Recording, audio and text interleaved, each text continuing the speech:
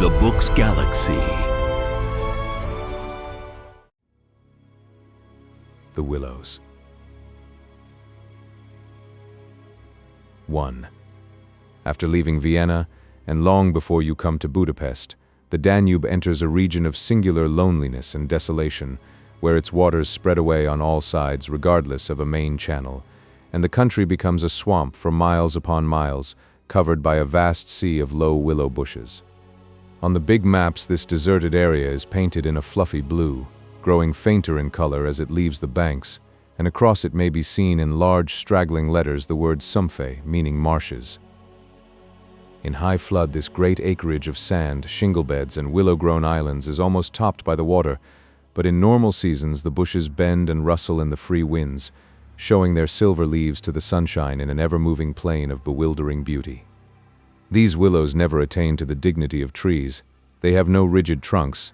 They remain humble bushes, with rounded tops and soft outline, swaying on slender stems that answer to the least pressure of the wind, supple as grasses, and so continually shifting that they somehow give the impression that the entire plain is moving and alive. For the wind sends waves rising and falling over the whole surface, waves of leaves instead of waves of water, green swells like the sea too, until the branches turn and lift, and then silvery white as their underside turns to the sun. Happy to slip beyond the control of the stern banks, the Danube here wanders about at will among the intricate network of channels intersecting the islands everywhere with broad avenues down which the waters pour with a shouting sound, making whirlpools, eddies, and foaming rapids, tearing at the sandy banks, carrying away masses of shore and willow clumps, and forming new islands innumerably which shift daily in size and shape and possess at best an impermanent life, since the flood time obliterates their very existence. Properly speaking, this fascinating part of the river's life begins soon after leaving Pressburg, and we, in our Canadian canoe, with gypsy tent and frying pan on board, reached it on the crest of a rising flood about mid-July. That very same morning, when the sky was reddening before sunrise, we had slipped swiftly through still sleeping Vienna, leaving it a couple of hours later a mere patch of smoke against the blue hills of the Wienerwald on the horizon. We had breakfasted below Fischeramend under a grove of birch trees roaring in the wind, and had then swept on the tearing current past Orth, Hainburg, Petronell, the old Roman Carnuntum of Marcus Aurelius, and so under the frowning heights of Thelsen on a spur of the Carpathians, where the march steals in quietly from the left and the frontier is crossed between Austria and Hungary.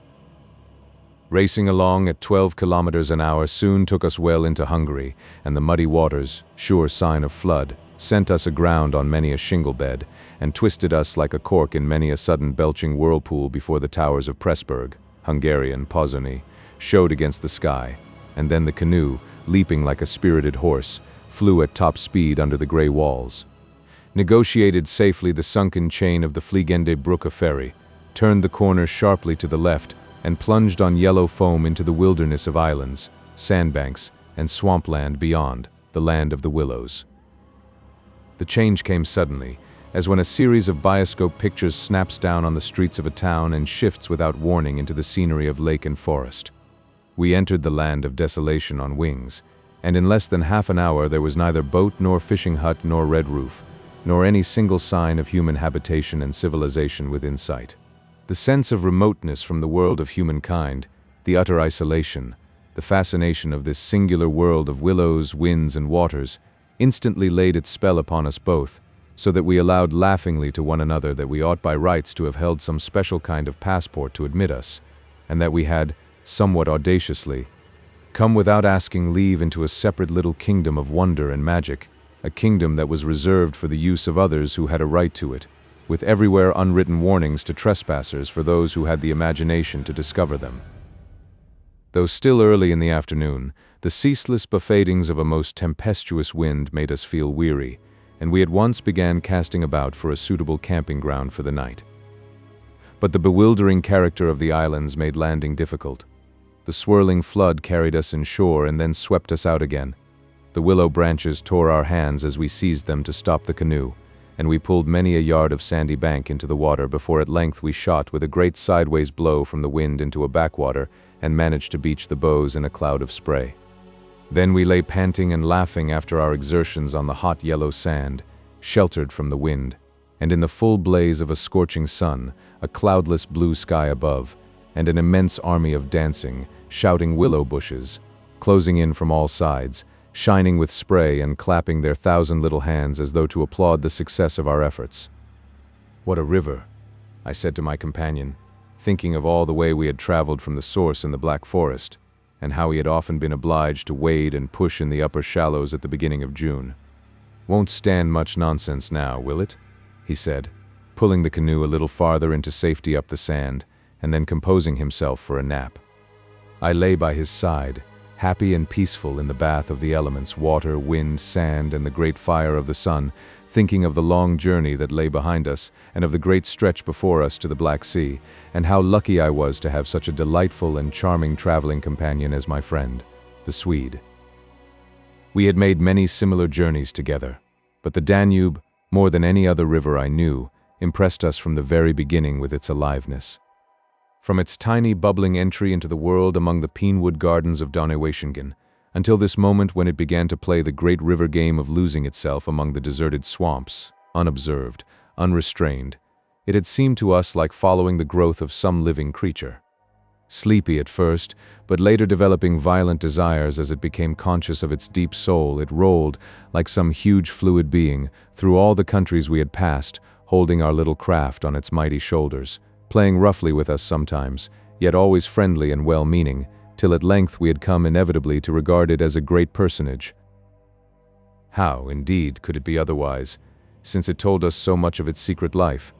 At night we heard it singing to the moon as we lay in our tent, uttering that odd sibilant note peculiar to itself and said to be caused by the rapid tearing of the pebbles along its bed, so great is its hurrying speed. We knew, too, the voice of its gurgling whirlpools, suddenly bubbling up on a surface previously quite calm, the roar of its shallows and swift rapids, its constant steady thundering below all mere surface sounds, and that ceaseless tearing of its icy waters at the banks. How it stood up and shouted when the rains fell flat upon its face. And how its laughter roared out when the wind blew upstream and tried to stop its growing speed.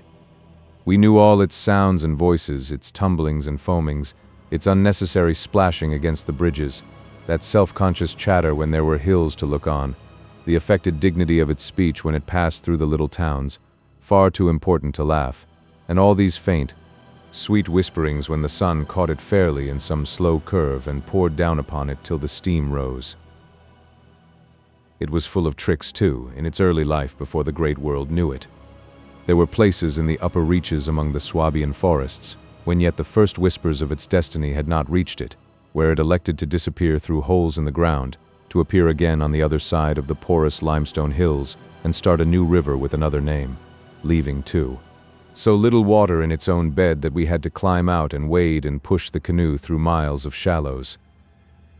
And a chief pleasure, in those early days of its irresponsible youth, was to lie low, like Brer Fox, just before the little turbulent tributaries came to join it from the Alps, and to refuse to acknowledge them when in, but to run for miles side by side, the dividing line well marked, the very levels different, the Danube utterly declining to recognize the newcomer. Below Passau, however, it gave up this particular trick, for there the Inn comes in with a thundering power impossible to ignore, and so pushes and incommodes the parent river that there is hardly room for them in the long twisting gorge that follows, and the Danube is shoved this way and that against the cliffs, and forced to hurry itself with great waves and much dashing to and fro in order to get through in time. And during the fight our canoe slipped down from its shoulder to its breast, and had the time of its life among the struggling waves. But the Inn taught the old river a lesson, and after Passau it no longer pretended to ignore new arrivals.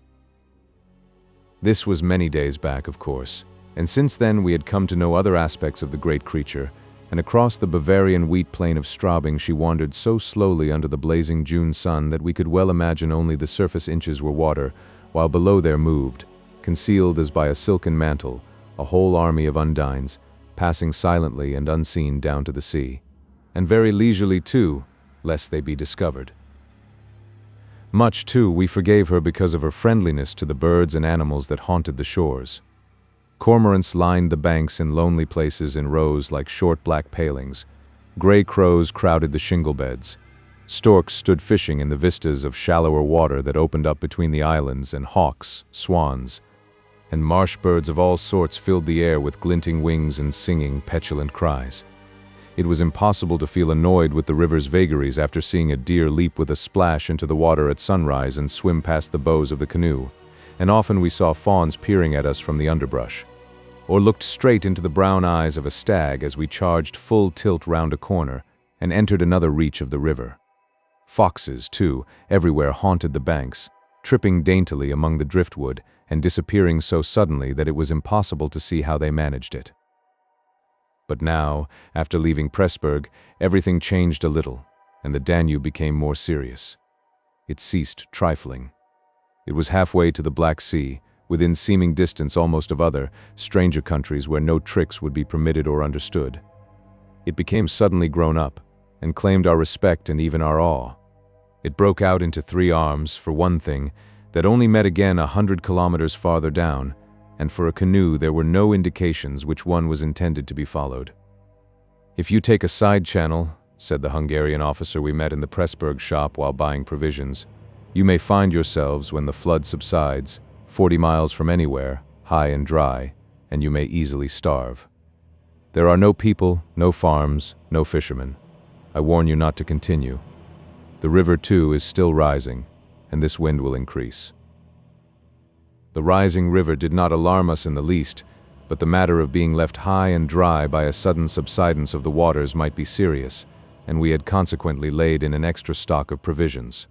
For the rest, the officer's prophecy held true, and the wind, blowing down a perfectly clear sky, increased steadily till it reached the dignity of a westerly gale. It was earlier than usual when we camped, for the sun was a good hour or two from the horizon, and leaving my friends still asleep on the hot sand, I wandered about in desultory examination of our hotel. The island, I found, was less than an acre in extent, a mere sandy bank standing some 2 or 3 feet above the level of the river. The far end, pointing into the sunset, was covered with flying spray which the tremendous wind drove off the crests of the broken waves. It was triangular in shape, with the apex upstream. I stood there for several minutes, watching the impetuous crimson flood bearing down with a shouting roar, dashing in waves against the bank as though to sweep it bodily away, and then swirling by in 2 foaming streams on either side. The ground seemed to shake with the shock and rush, while the furious movement of the willow bushes as the wind poured over them increased the curious illusion that the island itself actually moved. Above, for a mile or two, I could see the great river descending upon me.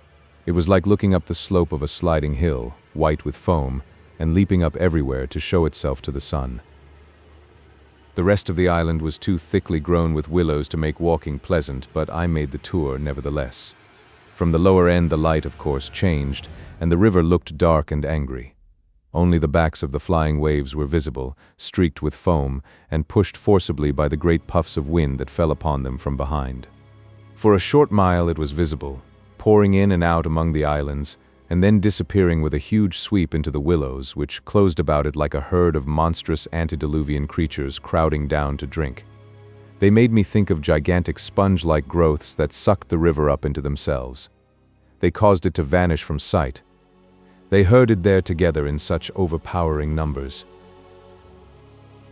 Altogether it was an impressive scene, with its utter loneliness, its bizarre suggestion, and as I gazed, long and curiously, a singular emotion began to stir somewhere in the depths of me.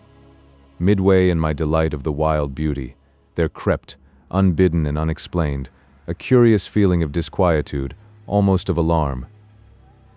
A rising river, perhaps, always suggests something of the ominous. Many of the little islands I saw before me would probably have been swept away by the morning. This resistless, thundering flood of water touched the sense of awe. Yet I was aware that my uneasiness lay deeper far than the emotions of awe and wonder. It was not that I felt, nor had it directly to do with the power of the driving wind, this shouting hurricane that might almost carry up a few acres of willows into the air and scatter them like so much chaff over the landscape. The wind was simply enjoying itself, for nothing rose out of the flat landscape to stop it, and I was conscious of sharing its great game with a kind of pleasurable excitement. Yet this novel emotion had nothing to do with the wind. Indeed, so vague was the sense of distress I experienced, that it was impossible to trace it to its source and deal with it accordingly, though I was aware somehow that it had to do with my realization of our utter insignificance before this unrestrained power of the elements about me. The huge grown river had something to do with it too, a vague, unpleasant idea that we had somehow trifled with these great elemental forces in whose power we lay helpless every hour of the day and night. For here, indeed, they were gigantically at play together, and the sight appealed to the imagination. But my emotion, so far as I could understand it, seemed to attach itself more particularly to the willow bushes, to these acres and acres of willows, crowding, so thickly growing there, swarming everywhere the eye could reach, pressing upon the river as though to suffocate it, standing in dense array mile after mile beneath the sky, watching, waiting, listening. And apart quite from the elements, the willows connected themselves subtly with my malaise, attacking the mind insidiously somehow by reason of their vast numbers, and contriving in some way or other to represent to the imagination a new and mighty power, a power, moreover, not altogether friendly to us. Great revelations of nature, of course, never fail to impress in one way or another, and I was no stranger to moods of the kind. Mountains overawe and oceans terrify, while the mystery of great forests exercises a spell peculiarly its own. But all these, at one point or another, somewhere link on intimately with human life and human experience.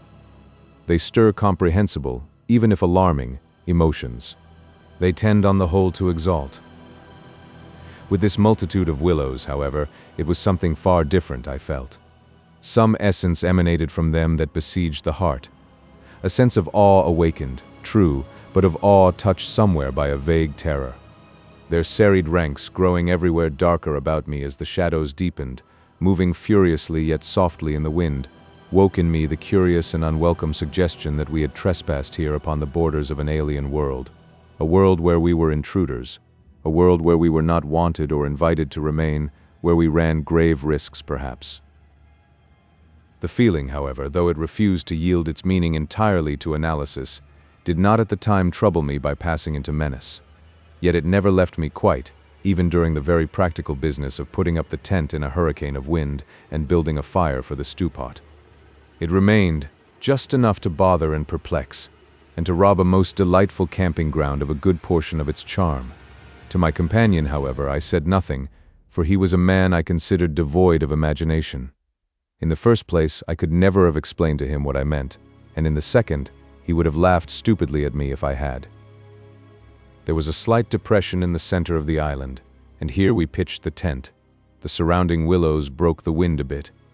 A poor camp, observed the imperturbable Swede when at last the tent stood upright. No stones and precious little firewood. I'm for moving on early tomorrow, eh? This sand won't hold anything. But the experience of a collapsing tent at midnight had taught us many devices, and we made the cozy gypsy house as safe as possible, and then set about collecting a store of wood to last till bedtime.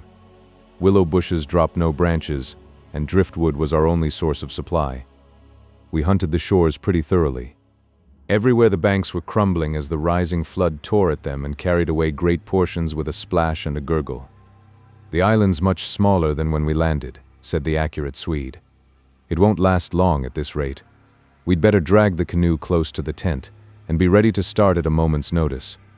I shall sleep in my clothes." He was a little distance off, climbing along the bank, and I heard his rather jolly laugh as he spoke. "By Jove," I heard him call, a moment later, and turned to see what had caused his exclamation. But for the moment he was hidden by the willows, and I could not find him. "What in the world's this?" I heard him cry again, and this time his voice had become serious. I ran up quickly and joined him on the bank. He was looking over the river, pointing at something in the water. "Good heavens, it's a man's body," he cried excitedly. "Look!" A black thing, turning over and over in the foaming waves, swept rapidly past. It kept disappearing and coming up to the surface again. It was about 20 feet from the shore, and just as it was opposite to where we stood, it lurched round and looked straight at us. We saw its eyes reflecting the sunset and gleaming an odd yellow as the body turned over. Then it gave a swift, gulping plunge and dived out of sight in a flash. "An otter, by gad!"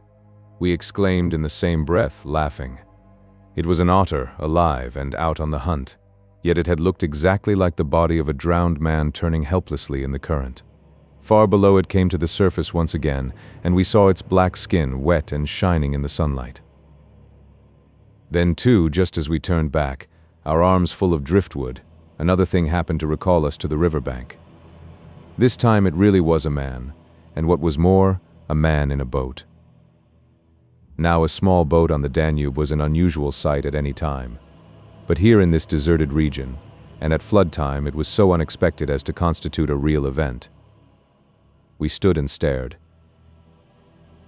Whether it was due to the slanting sunlight or the refraction from the wonderfully illumined water, I cannot say, but whatever the cause, I found it difficult to focus my sight properly upon the flying apparition. It seemed, however, to be a man standing upright in a sort of flat-bottomed boat, steering with a long oar, and being carried down the opposite shore at a tremendous pace. He apparently was looking across in our direction, but the distance was too great and the light too uncertain for us to make out very plainly what he was about. It seemed to me that he was gesticulating and making signs at us. His voice came across the water to us shouting something furiously, but the wind drowned it so that no single word was audible.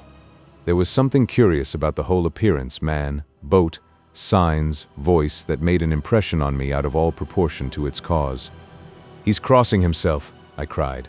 "Look, he's making the sign of the cross." "I believe you're right," the Swede said, shading his eyes with his hand and watching the man out of sight. He seemed to be gone in a moment, melting away down there into the sea of willows where the sun caught them in the bend of the river and turned them into a great crimson wall of beauty. Mist, too, had begun to ruse, so that the air was hazy. "But what in the world is he doing at nightfall on this flooded river?" I said, half to myself. "Where is he going at such a time? And what did he mean by his signs and shouting? Do you think he wished to warn us about something?" "He saw our smoke and thought we were spirits probably," laughed my companion. "These Hungarians believe in all sorts of rubbish. You remember the shopwoman at Pressburg warning us that no one ever landed here because it belonged to some sort of beings outside man's world. I suppose they believe in fairies and elementals, possibly demons too. That peasant in the boat saw people on the islands for the first time in his life," he added, after a slight pause, "and it scared him, that's all." The Swede's tone of voice was not convincing, and his manner lacked something that was usually there. I noted the change instantly while he talked, though without being able to label it precisely. If they had enough imagination, I laughed loudly. I remember trying to make as much noise as I could. They might well people a place like this with the old gods of antiquity. The Romans must have haunted all this region more or less with their shrines and sacred groves and elemental deities. The subject dropped and we returned to our stew pot, for my friend was not given to imaginative conversation as a rule. Moreover, just then I remember feeling distinctly glad that he was not imaginative. His stolid, practical nature suddenly seemed to me welcome and comforting. It was an admirable temperament, I felt. He could steer down rapids like a red Indian, shoot dangerous bridges and whirlpools better than any white man I ever saw in a canoe. He was a grand fellow for an adventurous trip, a tower of strength when untoward things happened. I looked at his strong face and light curly hair as he staggered along under his pile of driftwood, twice the size of mine, and I experienced a feeling of relief. Yes, I was distinctly glad just then that the Swede was what he was, and that he never made remarks that suggested more than they said. "The river's still rising, though," he added, as if following out some thoughts of his own, and dropping his load with a gasp. "This island will be under water in 2 days if it goes on." "I wish the wind would go down," I said. "I don't care a fig for the river." The flood, indeed, had no terrors for us. We could get off at 10 minutes' notice, and the more water the better we liked it. It meant an increasing current and the obliteration of the treacherous shingle beds that so often threatened to tear the bottom out of our canoe. Contrary to our expectations, the wind did not go down with the sun. It seemed to increase with the darkness, howling overhead and shaking the willows round us like straws. Curious sounds accompanied it sometimes, like the explosion of heavy guns, and it fell upon the water and the island in great flat blows of immense power. It made me think of the sounds a planet must make, could we only hear it, driving along through space. But the sky kept wholly clear of clouds, and soon after supper the full moon rose up in the east and covered the river and the plain of shouting willows with a light like the day. We lay on the sandy patch beside the fire, smoking, listening to the noises of the night round us, and talking happily of the journey we had already made, and of our plans ahead. The map lay spread in the door of the tent, but the high wind made it hard to study, and presently we lowered the curtain and extinguished the lantern. The firelight was enough to smoke and see each other's faces by, and the sparks flew about overhead like fireworks. A few yards beyond, the river gurgled and hissed, and from time to time a heavy splash announced the falling away of further portions of the bank. Our talk, I noticed, had to do with the faraway scenes and incidents of our first camps in the Black Forest, or of other subjects altogether remote from the present setting, for neither of us spoke of the actual moment more than was necessary, almost as though we had agreed tacitly to avoid discussion of the camp and its incidents. Neither the otter nor the boatman, for instance, received the honor of a single mention, though ordinarily these would have furnished discussion for the greater part of the evening. They were, of course, distinct events in such a place. The scarcity of wood made it a business to keep the fire going, for the wind that drove the smoke in our faces wherever we sat helped at the same time to make a forced draught. We took it in turn to make some foraging expeditions into the darkness, and the quantity the Swede brought back always made me feel that he took an absurdly long time finding it. For the fact was, I did not care much about being left alone, and yet it always seemed to be my turn to grub about among the bushes or scramble along the slippery banks in the moonlight. The long day's battle with wind and water, such wind and such water, had tired us both, and an early bed was the obvious program. Yet neither of us made the move for the tent. We lay there, tending the fire, talking in desultory fashion, peering about us into the dense willow bushes, and listening to the thunder of wind and river. The loneliness of the place had entered our very bones, and silence seemed natural, for after a bit the sound of our voices became a trifle unreal and forced. Whispering would have been the fitting mode of communication, I felt, and the human voice, always rather absurd amid the roar of the elements, now carried with it something almost illegitimate. It was like talking out loud in church, or in some place where it was not lawful, perhaps not quite safe to be overheard. The eeriness of this lonely island, set among a million willows, swept by a hurricane, and surrounded by hurrying deep waters, touched us both, I fancy. Untrodden by man, almost unknown to man, it lay there beneath the moon, remote from human influence, on the frontier of another world, an alien world, a world tenanted by willows only, and the souls of willows. And we, in our rashness, had dared to invade it, even to make use of it. Something more than the power of its mystery stirred in me as I lay on the sand, feet to fire, and peered up through the leaves at the stars. For the last time I rose to get firewood. "When this is burnt up," I said firmly, "I shall turn in," and my companion watched me lazily as I moved off into the surrounding shadows. For an unimaginative man, I thought he seemed unusually receptive that night, unusually open to suggestion of things other than sensory. He too was touched by the beauty and loneliness of the place. I was not altogether pleased, I remember, to recognize this slight change in him, and instead of immediately collecting sticks, I made my way to the far point of the island where the moonlight on plain and river could be seen to better advantage. The desire to be alone had come suddenly upon me. My former dread returned in force. There was a vague feeling in me I wished to face and probe to the bottom. When I reached the point of sand jutting out among the waves, the spell of the place descended upon me with a positive shock. No mere scenery could have produced such an effect.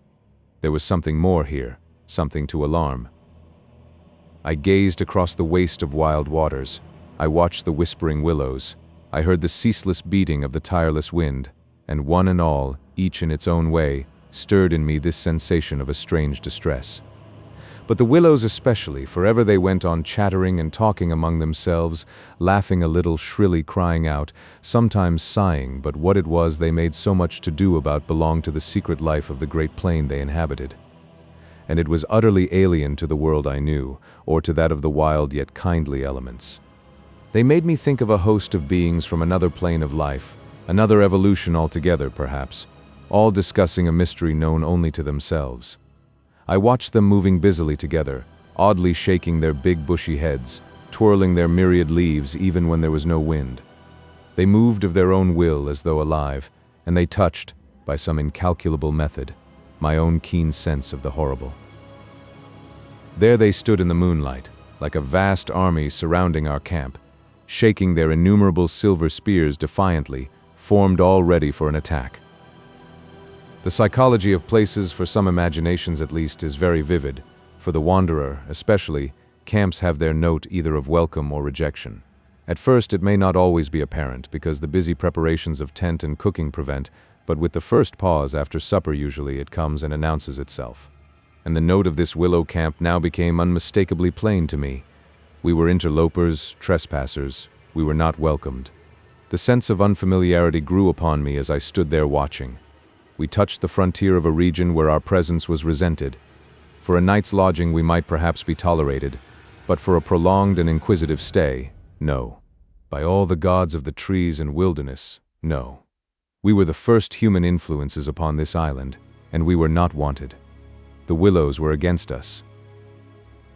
Strange thoughts like these, bizarre fancies, born I know not whence, found lodgment in my mind as I stood listening.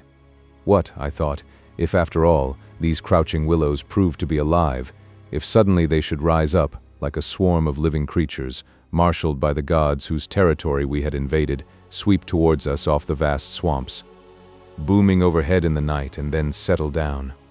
As I looked, it was so easy to imagine they actually moved, crept nearer, retreated a little, huddled together in masses, hostile, waiting for the great wind that should finally start them a-running. I could have sworn their aspect changed a little, and their ranks deepened and pressed more closely together. The melancholy shrill cry of a night bird sounded overhead, and suddenly I nearly lost my balance as the piece of bank I stood upon fell with a great splash into the river, undermined by the flood. I stepped back just in time, and went on hunting for firewood again, half laughing at the odd fancies that crowded so thickly into my mind and cast their spell upon me. I recalled the Swede's remark about moving on next day, and I was just thinking that I fully agreed with him when I turned with a start and saw the subject of my thoughts standing immediately in front of me. He was quite close. The roar of the elements had covered his approach. "You've been gone so long," he shouted above the wind. "I thought something must have happened to you." But there was that in his tone, and a certain look in his face as well, that conveyed to me more than his usual words, and in a flash I understood the real reason for his coming. It was because the spell of the place had entered his soul too, and he did not like being alone. "River still rising," he cried, pointing to the flood in the moonlight, and the winds simply awful. He always said the same things, but it was the cry for companionship that gave the real importance to his words. "Lucky," I cried back. "Our tent's in the hollow. I think it'll hold all right." I added something about the difficulty of finding wood, in order to explain my absence. But the wind caught my words and flung them across the river, so that he did not hear, but just looked at me through the branches, nodding his head. "Lucky if we get away without disaster," he shouted, or words to that effect, and I remember feeling half angry with him for putting the thought into words, for it was exactly what I felt myself. There was disaster impending somewhere, and the sense of presentiment lay unpleasantly upon me. We went back to the fire and made a final blaze, poking it up with our feet. We took a last look round. But for the wind, the heat would have been unpleasant. I put this thought into words, and I remember my friend's reply struck me oddly, that he would rather have the heat, the ordinary July weather, than this diabolical wind. Everything was snug for the night, the canoe lying turned over beside the tent, with both yellow paddles beneath her, the provision sack hanging from a willow stem, and the washed-up dishes removed to a safe distance from the fire, all ready for the morning meal. We smothered the embers of the fire with sand and then turned in. The flap of the tent door was up, and I saw the branches and the stars in the white moonlight. The shaking willows and the heavy buffetings of the wind against our taut little house were the last things I remembered as sleep came down and covered all with its soft and delicious forgetfulness. 2. Suddenly I found myself lying awake, peering from my sandy mattress through the door of the tent. I looked at my watch pinned against the canvas, and saw by the bright moonlight that it was past 12 o'clock, the threshold of a new day, and I had therefore slept a couple of hours. The Swede was asleep still beside me, the wind howled as before, Something plucked at my heart and made me feel afraid. There was a sense of disturbance in my immediate neighborhood. I sat up quickly and looked out. The trees were swaying violently to and fro as the gusts smote them, but our little bit of green canvas lay snugly safe in the hollow, for the wind passed over it without meeting enough resistance to make it vicious. The feeling of disquietude did not pass, however, and I crawled quietly out of the tent to see if our belongings were safe. I moved carefully so as not to waken my companion. A curious excitement was on me.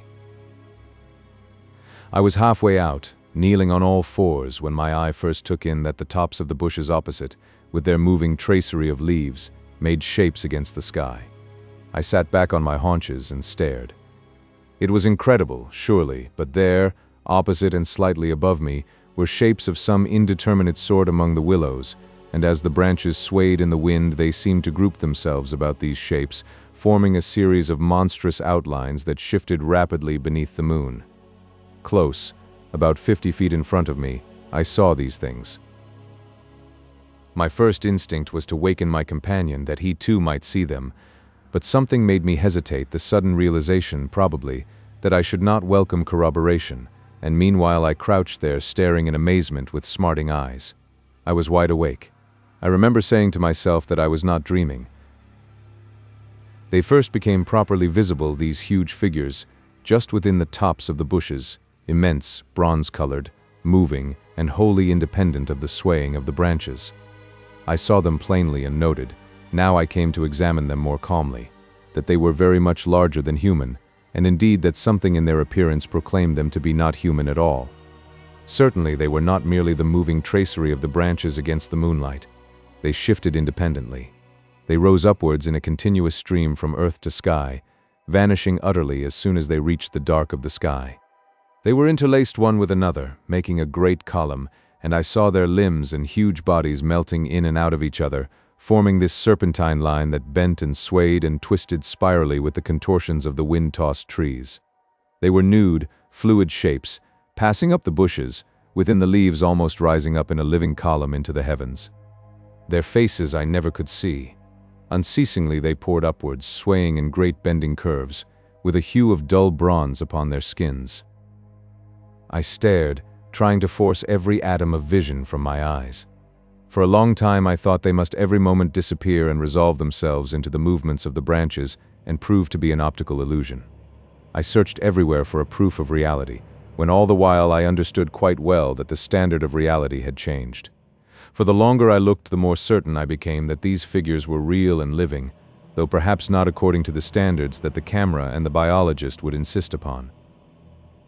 Far from feeling fear, I was possessed with a sense of awe and wonder such as I have never known. I seemed to be gazing at the personified elemental forces of this haunted and primeval region. Our intrusion had stirred the powers of the place into activity. It was we who were the cause of the disturbance, and my brain filled to bursting with stories and legends of the spirits and deities of places that have been acknowledged and worshipped by men in all ages of the world's history. But, before I could arrive at any possible explanation, something impelled me to go farther out, and I crept forward on the sand and stood upright. I felt the ground still warm under my bare feet. The wind tore at my hair and face, and the sound of the river burst upon my ears with a sudden roar. These things I knew were real and proved that my senses were acting normally. Yet the figures still rose from earth to heaven, silent, majestically, in a great spiral of grace and strength that overwhelmed me at length with a genuine deep emotion of worship. I felt that I must fall down and worship, absolutely worship. Perhaps in another minute I might have done so, when a gust of wind swept against me with such force that it blew me sideways, and I nearly stumbled and fell. It seemed to shake the dream violently out of me. At least it gave me another point of view somehow. The figures still remained, still ascended into heaven from the heart of the night, but my reason at last began to assert itself. It must be a subjective experience, I argued, none the less real for that, but still subjective. The moonlight and the branches combined to work out these pictures upon the mirror of my imagination, and for some reason I projected them outwards and made them appear objective. I knew this must be the case, of course. I took courage and began to move forward across the open patches of sand. By Jove, though, was it all hallucination? Was it merely subjective? Did not my reason argue in the old futile way from the little standard of the known? I only know that great column of figures ascended darkly into the sky for what seemed a very long period of time, and with a very complete measure of reality as most men are accustomed to gauge reality. Then suddenly they were gone. And once they were gone and the immediate wonder of their great presence had passed, fear came down upon me with a cold rush. The esoteric meaning of this lonely and haunted region suddenly flamed up within me, and I began to tremble dreadfully. I took a quick look round, a look of horror that came near to panic, calculating vainly ways of escape, and then realizing how helpless I was to achieve anything really effective, I crept back silently into the tent and lay down again upon my sandy mattress, first lowering the door curtain to shut out the sight of the willows in the moonlight, and then burying my head as deeply as possible beneath the blankets to deaden the sound of the terrifying wind. 3. As though further to convince me that I had not been dreaming, I remember that it was a long time before I fell again into a troubled and restless sleep, and even then only the upper crust of me slept, and underneath there was something that never quite lost consciousness, but lay alert and on the watch. But this second time I jumped up with a genuine start of terror. It was neither the wind nor the river that woke me, but the slow approach of something that caused the sleeping portion of me to grow smaller and smaller till at last it vanished altogether, and I found myself sitting bolt upright, listening. Outside there was a sound of multitudinous little patterings. They had been coming, I was aware, for a long time, and in my sleep they had first become audible. I sat there nervously wide awake as though I had not slept at all. It seemed to me that my breathing came with difficulty, and that there was a great weight upon the surface of my body. In spite of the hot night, I felt clammy with cold and shivered. Something surely was pressing steadily against the sides of the tent and weighing down upon it from above. Was it the body of the wind? Was this the pattering rain, the dripping of the leaves? The spray blown from the river by the wind and gathering in big drops? I thought quickly of a dozen things. Then suddenly the explanation leaped into my mind. A bough from the poplar, the only large tree on the island, had fallen with the wind. Still half caught by the other branches, it would fall with the next gust and crush us, and meanwhile its leaves brushed and tapped upon the tight canvas surface of the tent. I raised a loose flap and rushed out, calling to the Swede to follow. But when I got out and stood upright, I saw that the tent was free. There was no hanging bough. There was no rain or spray. Nothing approached. A cold gray light filtered down through the bushes and lay on the faintly gleaming sand. Stars still crowded the sky directly overhead, and the wind howled magnificently, but the fire no longer gave out any glow, and I saw the east reddening in streaks through the trees. Several hours must have passed since I stood there before watching the ascending figures, and the memory of it now came back to me horribly, like an evil dream. Oh, how tired it made me feel, that ceaseless raging wind. Yet, though the deep lassitude of a sleepless night was on me, my nerves were tingling with the activity of an equally tireless apprehension, and all idea of repose was out of the question. The river I saw had risen further. Its thunder filled the air, and a fine spray made itself felt through my thin sleeping shirt. Yet nowhere did I discover the slightest evidence of anything to cause alarm. This deep, prolonged disturbance in my heart remained wholly unaccounted for. My companion had not stirred when I called him, and there was no need to waken him now. I looked about me carefully, noting everything. The turned-over canoe, the yellow paddles, 2 of them, I'm certain, the provision sack and the extra lantern hanging together from the tree, and crowding everywhere about me, enveloping all, the willows, those endless shaking willows. A bird uttered its morning cry, and a string of duck passed with whirring flight overhead in the twilight. The sand whirled, dry and stinging, about my bare feet in the wind.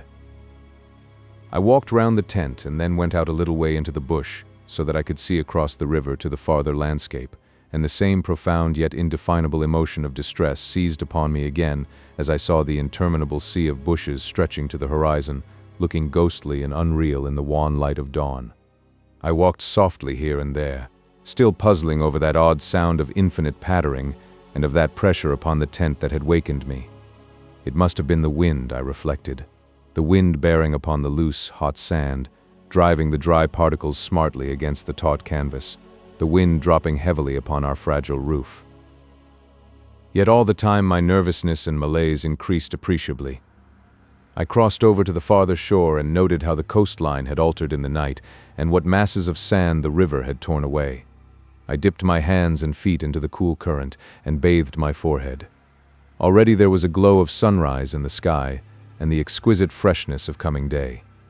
On my way back, I passed purposely beneath the very bushes where I had seen the column of figures rising into the air, and midway among the clumps I suddenly found myself overtaken by a sense of vast terror. From the shadows, a large figure went swiftly by. Someone passed me, as sure as ever man did. It was a great staggering blow from the wind that helped me forward again, and once out in the more open space, the sense of terror diminished strangely. The winds were about and walking, I remember saying to myself, for the winds often move like great presences under the trees. And altogether the fear that hovered about me was such an unknown and immense kind of fear, so unlike anything I had ever felt before, that it woke a sense of awe and wonder in me that did much to counteract its worst effects. And when I reached a high point in the middle of the island from which I could see the wide stretch of river, crimson in the sunrise, the whole magical beauty of it all was so overpowering that a sort of wild yearning woke in me and almost brought a cry up into the throat. But this cry found no expression, for as my eyes wandered from the plain beyond to the island round me and noted our little tent half hidden among the willows, a dreadful discovery leaped out at me, compared to which my terror of the walking winds seemed as nothing at all. For a change, I thought, had somehow come about in the arrangement of the landscape. It was not that my point of vantage gave me a different view, but that an alteration had apparently been effected in the relation of the tent to the willows, and of the willows to the tent. Surely the bushes now crowded much closer, unnecessarily, unpleasantly close. They had moved nearer. Creeping with silent feet over the shifting sands, drawing imperceptibly nearer by soft, unhurried movements, the willows had come closer during the night. But had the wind moved them, or had they moved of themselves? I recalled the sound of infinite small patterings and the pressure upon the tent and upon my own heart that caused me to wake in terror. I swayed for a moment in the wind like a tree, finding it hard to keep my upright position on the sandy hillock. There was a suggestion here of personal agency, of deliberate intention, of aggressive hostility, and it terrified me into a sort of rigidity. Then the reaction followed quickly. The idea was so bizarre, so absurd, that I felt inclined to laugh, but the laughter came no more readily than the cry, for the knowledge that my mind was so receptive to such dangerous imaginings brought the additional terror that it was through our minds and not through our physical bodies that the attack would come, and was coming. The wind buffeted me about, and, very quickly it seemed, the sun came up over the horizon, for it was after 4 o'clock, and I must have stood on that little pinnacle of sand longer than I knew, afraid to come down to close quarters with the willows. I returned quietly, creepily, to the tent, first taking another exhaustive look round, and yes, I confess it, making a few measurements. I paced out on the warm sand the distances between the willows and the tent, making a note of the shortest distance particularly. I crawled stealthily into my blankets. My companion, to all appearances, still slept soundly, and I was glad that this was so. Provided my experiences were not corroborated, I could find strength somehow to deny them, perhaps. With the daylight, I could persuade myself that it was all a subjective hallucination, a fantasy of the night, a projection of the excited imagination. Nothing further came in to disturb me, and I fell asleep almost at once, utterly exhausted, yet still in dread of hearing again that weird sound of multitudinous pattering, or of feeling the pressure upon my heart that had made it difficult to breathe. 4.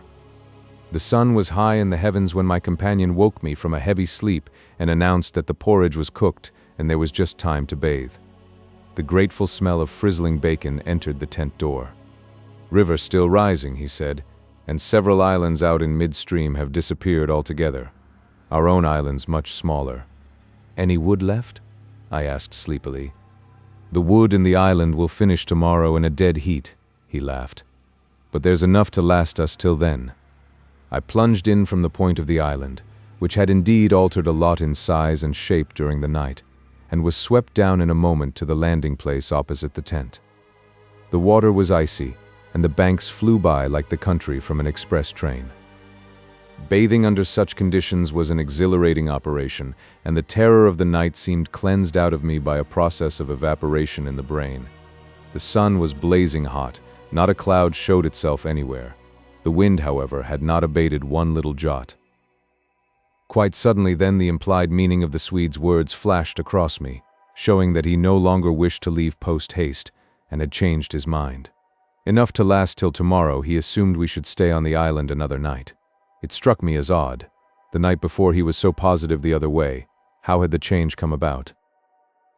Great crumblings of the banks occurred at breakfast, with heavy splashings and clouds of spray which the wind brought into our frying pan, and my fellow traveler talked incessantly about the difficulty the Vienna Pest steamers must have to find the channel in flood. But the state of his mind interested and impressed me far more than the state of the river or the difficulties of the steamers. He had changed somehow since the evening before. His manner was different, a trifle excited, a trifle shy, with a sort of suspicion about his voice and gestures. I hardly know how to describe it now in cold blood, but at the time I remember being quite certain of one thing, that he had become frightened. He ate very little breakfast, and for once omitted to smoke his pipe. He had the map spread open beside him and kept studying its markings. "We'd better get off sharp in an hour," I said presently, feeling for an opening that must bring him indirectly to a partial confession at any rate. And his answer puzzled me uncomfortably. "Rather, if they'll let us." "Who will let us? The elements?" I asked quickly with affected indifference. "The powers of this awful place, whoever they are," he replied, keeping his eyes on the map.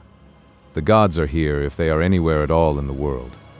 "The elements are always the true immortals," I replied, laughing as naturally as I could manage, yet knowing quite well that my face reflected my true feelings when he looked up gravely at me and spoke across the smoke. "We shall be fortunate if we get away without further disaster." This was exactly what I had dreaded, and I screwed myself up to the point of the direct question. It was like agreeing to allow the dentist to extract the tooth. It had to come anyhow in the long run, and the rest was all pretense. "Further disaster? Why? What's happened?" "For one thing, the steering paddle's gone," he said quietly. "The steering paddle gone," I repeated, greatly excited, for this was our rudder, and the Danube in flood without a rudder was suicide. "But what?" "And there's a tear in the bottom of the canoe," he added, with a genuine little tremor in his voice. I continued staring at him, able only to repeat the words in his face somewhat foolishly. There, in the heat of the sun, and on this burning sand, I was aware of a freezing atmosphere descending round us. I got up to follow him, for he merely nodded his head gravely and led the way towards the tent a few yards on the other side of the fireplace. The canoe still lay there as I had last seen her in the night, ribs uppermost, the paddles, or rather the paddle, on the sand beside her. "There's only one," he said, stooping to pick it up, "and here is the rent in the baseboard." It was on the tip of my tongue to tell him that I had clearly noticed two paddles a few hours before, but a second impulse made me think better of it, and I said nothing. I approached to see. There was a long, finely made tear in the bottom of the canoe where a little slither of wood had been neatly taken clean out. It looked as if the tooth of a sharp rock or snag had eaten down her length, and investigation showed that the hole went through. Had we launched out in her without observing it, we must inevitably have foundered. At first the water would have made the wood swell so as to close the hole, but once out in midstream the water must have poured in, and the canoe, never more than 2 inches above the surface, would have filled and sunk very rapidly.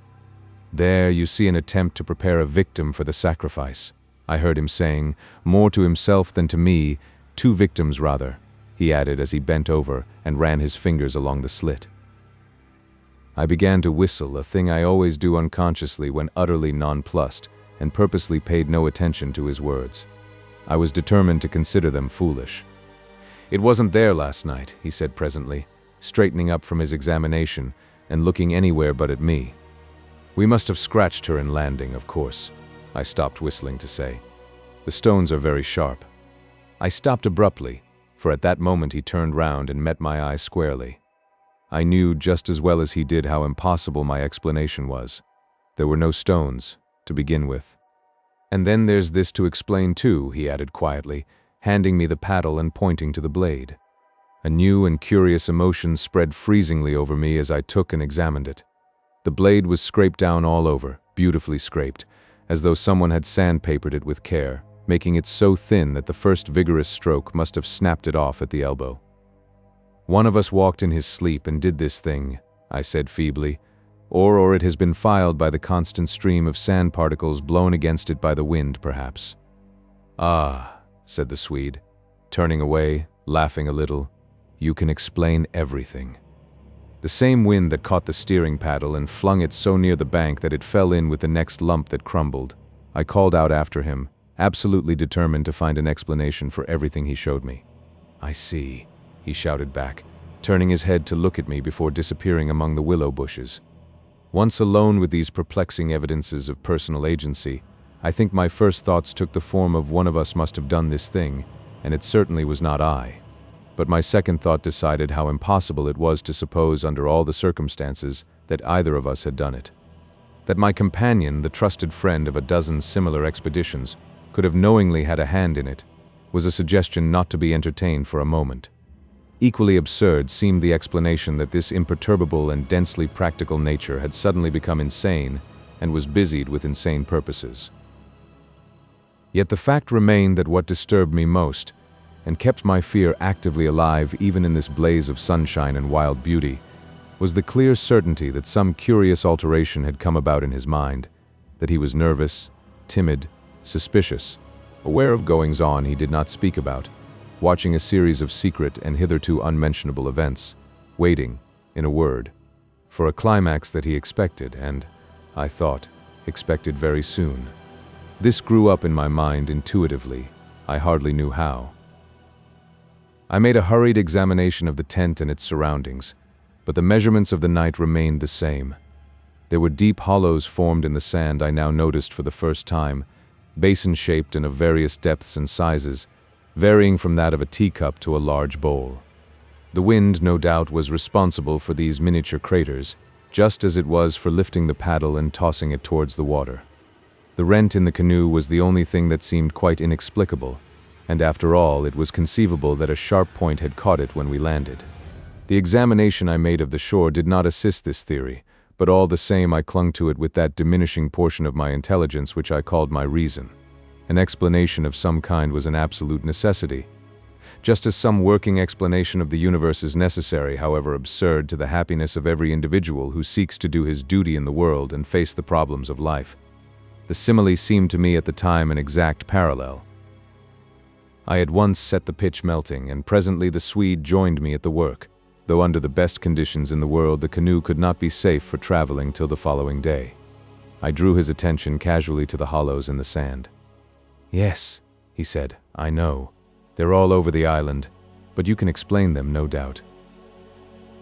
"Wind, of course," I answered without hesitation. "Have you never watched those little whirlwinds in the street that twist and twirl everything into a circle? This sand's loose enough to yield, that's all." He made no reply, and we worked on in silence for a bit.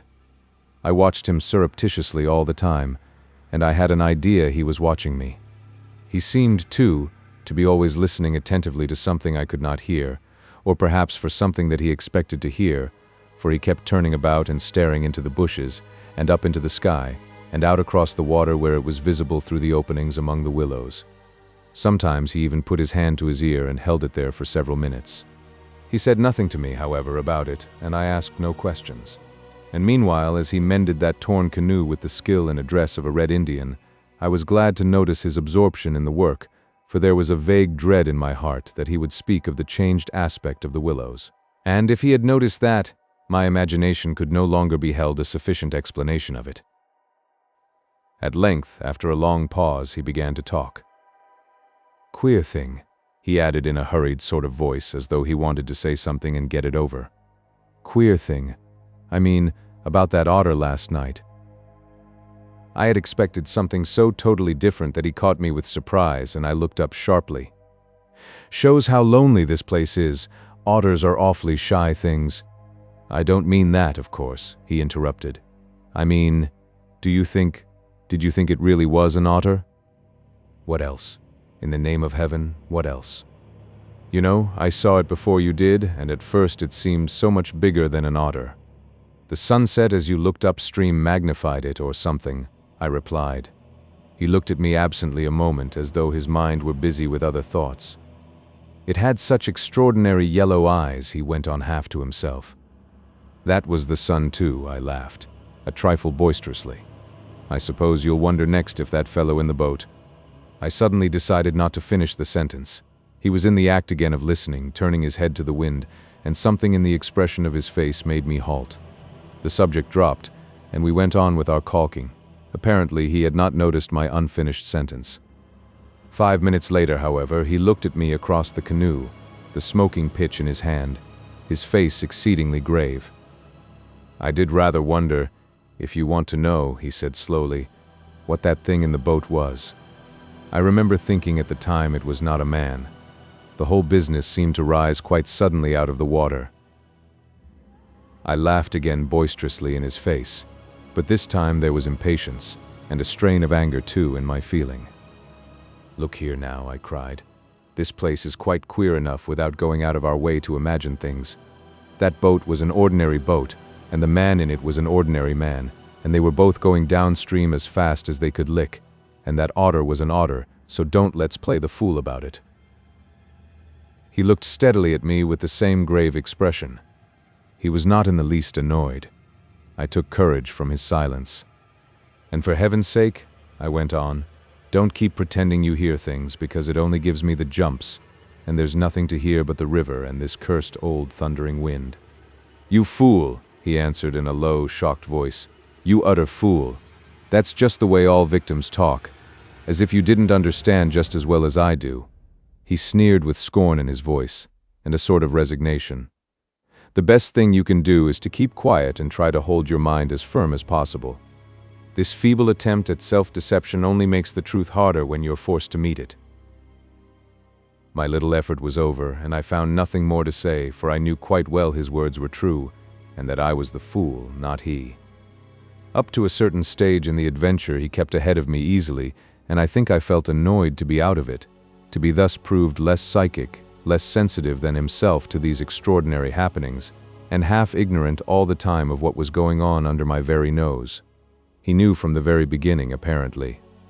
But at the moment I wholly missed the point of his words about the necessity of there being a victim, and that we ourselves were destined to satisfy the want.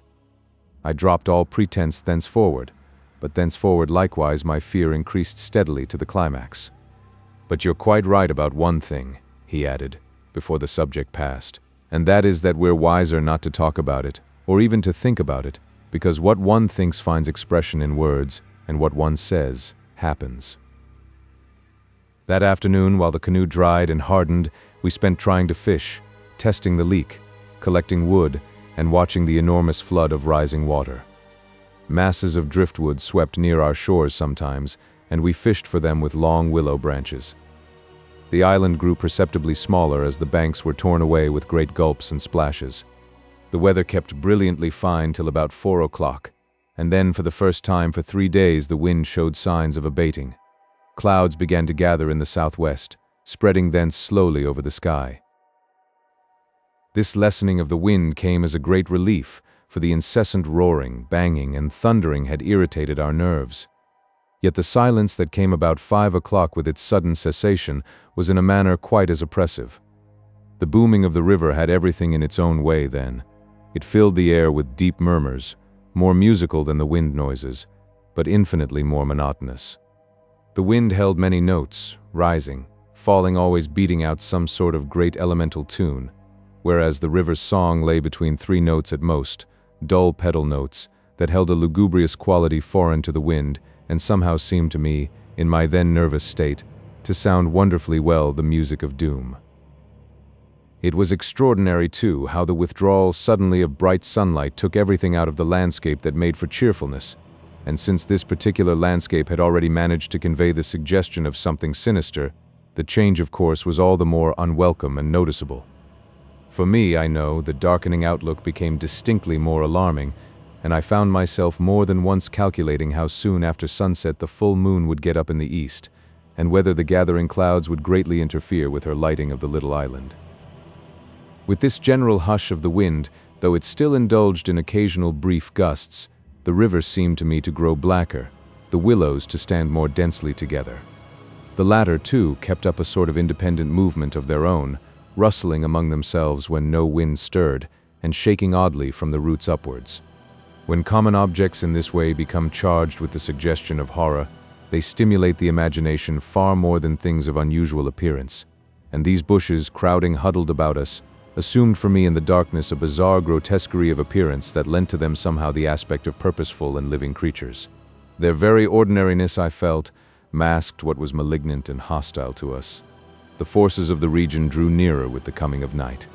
They were focusing upon our island, and more particularly upon ourselves. For thus, somehow, in the terms of the imagination, did my really indescribable sensations in this extraordinary place present themselves. I had slept a good deal in the early afternoon and had thus recovered somewhat from the exhaustion of a disturbed night, but this only served apparently to render me more susceptible than before to the obsessing spell of the haunting. I fought against it, laughing at my feelings as absurd and childish, with very obvious physiological explanations, yet, in spite of every effort, they gained in strength upon me, so that I dreaded the night as a child lost in a forest must dread the approach of darkness. The canoe we had carefully covered with a waterproof sheet during the day, and the one remaining paddle had been securely tied by the Swede to the base of a tree, lest the wind should rob us of that too. From 5 o'clock onwards I busied myself with the stew pot and preparations for dinner, it being my turn to cook that night. We had potatoes, onions, bits of bacon fat to add flavor, and a general thick residue from former stews at the bottom of the pot. With black bread broken up into it, the result was most excellent, and it was followed by a stew of plums with sugar and a brew of strong tea with dried milk. A good pile of wood lay close at hand, and the absence of wind made my duties easy. My companion sat lazily watching me, dividing his attentions between cleaning his pipe and giving useless advice, an admitted privilege of the off-duty man. He had been very quiet all the afternoon, engaged in recalking the canoe, strengthening the tent ropes, and fishing for driftwood while I slept. No more talk about undesirable things had passed between us, and I think his only remarks had to do with the gradual destruction of the island, which he declared was not fully a third smaller than when we first landed. The pot had just begun to bubble when I heard his voice calling to me from the bank, where he had wandered away without my noticing. I ran up. "Come and listen," he said, "and see what you make of it." He held his hand cupwise to his ear as so often before. "Now do you hear anything?" he asked, watching me curiously. We stood there, listening attentively together. At first I heard only the deep note of the water and the hissings rising from its turbulent surface. The willows, for once, were motionless and silent. Then a sound began to reach my ears faintly, a peculiar sound, something like the humming of a distant gong. It seemed to come across to us in the darkness from the waste of swamps and willows opposite. It was repeated at regular intervals, but it was certainly neither the sound of a bell nor the hooting of a distant steamer. I can liken it to nothing so much as to the sound of an immense gong, suspended far up in the sky, repeating incessantly its muffled metallic note, soft and musical, as it was repeatedly struck. My heart quickened as I listened. "I've heard it all day," said my companion. "While you slept this afternoon, it came all round the island. I hunted it down, but could never get near enough to see to localize it correctly. Sometimes it was overhead, and sometimes it seemed under the water. Once or twice, too, I could have sworn it was not outside at all, but within yourself, you know, the way a sound in the fourth dimension is supposed to come." I was too much puzzled to pay much attention to his words. I listened carefully, striving to associate it with any known familiar sound I could think of, but without success. It changed in the direction, too, coming nearer, and then sinking utterly away into remote distance. I cannot say that it was ominous in quality, because to me it seemed distinctly musical, yet I must admit it set going a distressing feeling that made me wish I had never heard it. "The wind blowing in those sand funnels," I said, determined to find an explanation, "or the bushes rubbing together after the storm, perhaps." "It comes off the whole swamp," my friend answered. "It comes from everywhere at once." He ignored my explanations. "It comes from the willow bushes somehow." "But now the wind has dropped," I objected. "The willows can hardly make a noise by themselves, can they?" His answer frightened me, first because I had dreaded it, and secondly because I knew intuitively it was true. It is because the wind has dropped we now hear it. It was drowned before. It is the cry, I believe, of the... I dashed back to my fire, warned by the sound of bubbling that the stew was in danger, but determined at the same time to escape further conversation.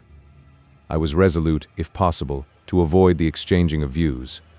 I dreaded, too, that he would begin about the gods, or the elemental forces, or something else disquieting, and I wanted to keep myself well in hand for what might happen later.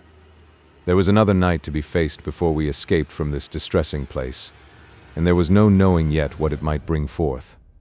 "Come and cut up bread for the pot," I called to him, vigorously stirring the appetizing mixture.